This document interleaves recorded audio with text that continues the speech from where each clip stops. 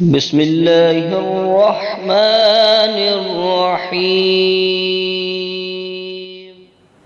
بسم اللہ الرحمن الرحیم۔ السلام علیکم ورحمۃ اللہ وبرکاتہ۔ امید کرتا ہوں کہ میرے تمام چاہنے والے خیر و عافیت کے ساتھ ہوں گے۔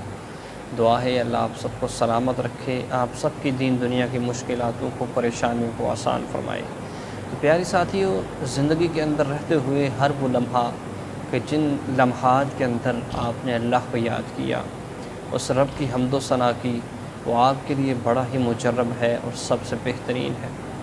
قیامت کے دن بندے کو حسرت ان لمحوں کی ہوگی کہ جن لمحوں کے اندر اس نے اللہ کا ذکر کیا ہوگا، اللہ کو یاد کیا ہوگا، اللہ کی محبت کو حاصل کیا ہوگا اور اللہ کے قریب رہا ہوگا۔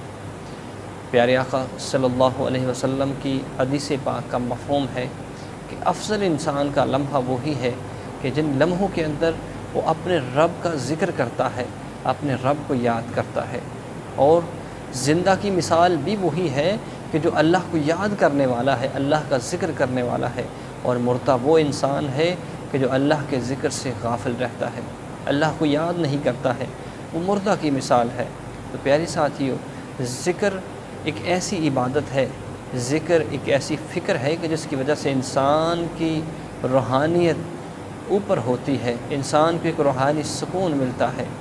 ذکر کی وجہ سے انسان زندوں کے اندر شمار کیا جاتا ہے، ذکر کی وجہ سے انسان اللہ رب العزت کے قریب رہتا ہے۔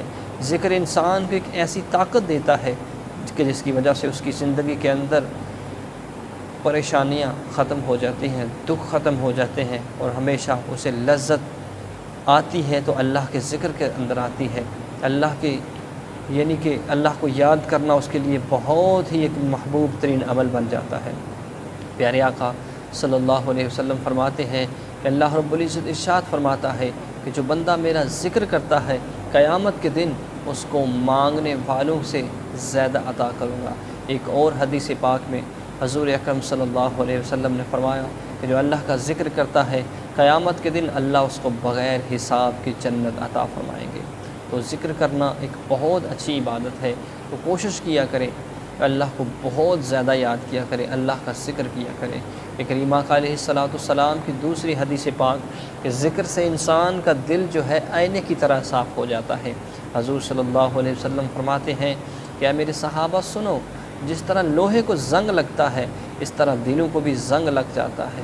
تو حضور صلی اللہ علیہ وسلم نے فرمایا کہ دل کو صاف کرنے کے لیے بہترین ہتھیار یہ ہے کہ اللہ کا ذکر کیا جائے، اللہ کو کثرت کے ساتھ یاد کیا جائے۔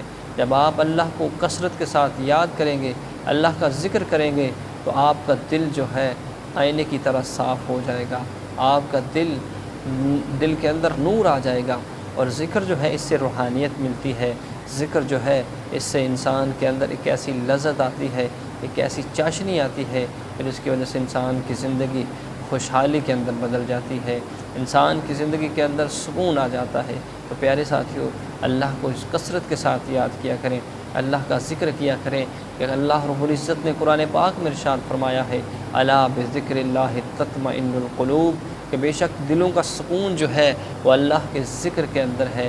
تو پیارے ساتھیوں، اللہ کو کثرت کے ساتھ یاد کیا کریں۔ تو ضرور اس ویڈیو کو لائک کریں اور ہمارے چینل لو نقش بندی کو سبسکرائب کریں۔ جزاکم اللہ خیرا کثیرا، وآخر دعوانا ان الحمد للہ رب العالمین۔